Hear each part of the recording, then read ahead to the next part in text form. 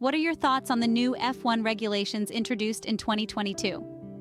This significant shift in Formula One racing was primarily aimed at creating a better spectacle, allowing closer duels between drivers and enhancing the thrill of overtaking.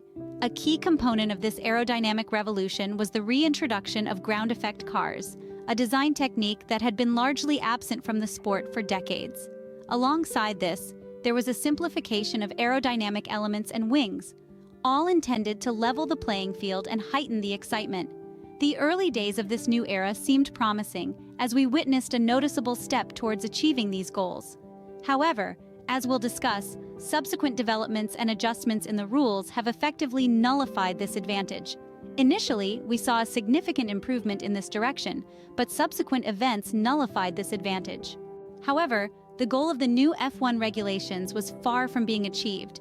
The directives introduced by the Fédération Internationale de l'Automobile, or the FIA, were intended to combat porpoising and excessive tire wear.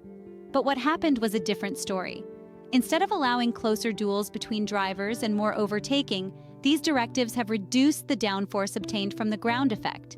This has significantly impacted the ability of drivers to stick to the car in front. Moreover, the aerodynamic alterations made to wings and the car body by teams in search of outwash solutions have dirtied the wake. This further hampered the driver's performance, making it even more difficult for them to follow the car in front closely. But that's not all.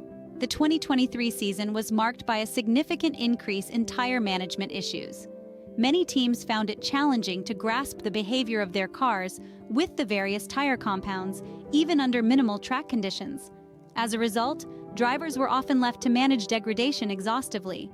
They were guided like robots by their pit wall, only able to push in small parts of the race.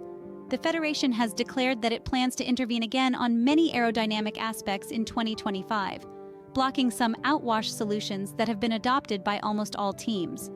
However, the F1 cars next year will be simple evolutions of those from 2023 rather than radically different designs. This is due to minimal changes to the technical regulations, raising concerns that overtaking may continue to become even more difficult. Races are likely to be increasingly conditioned by tire management, leading to less thrilling and unpredictable competitions. This has led to widespread concern among stakeholders, and there has been much debate about possible solutions. Some have suggested the introduction of 2 mandatory pit stops, similar to what was seen in Qatar due to particular issues. However, this solution has been discarded. It seems then that the path to the much-anticipated F1 spectacle is still far from clear.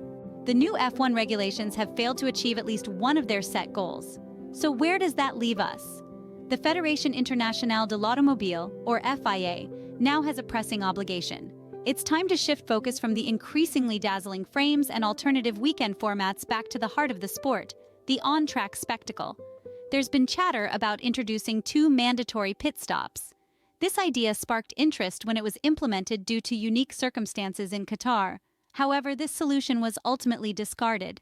So, as we anticipate the future of F1, we're left with questions.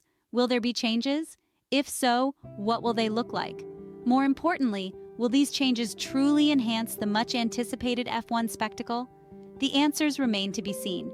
We'll see if anything changes, and above all, if the changes will truly move in the direction of the much-anticipated F1 spectacle.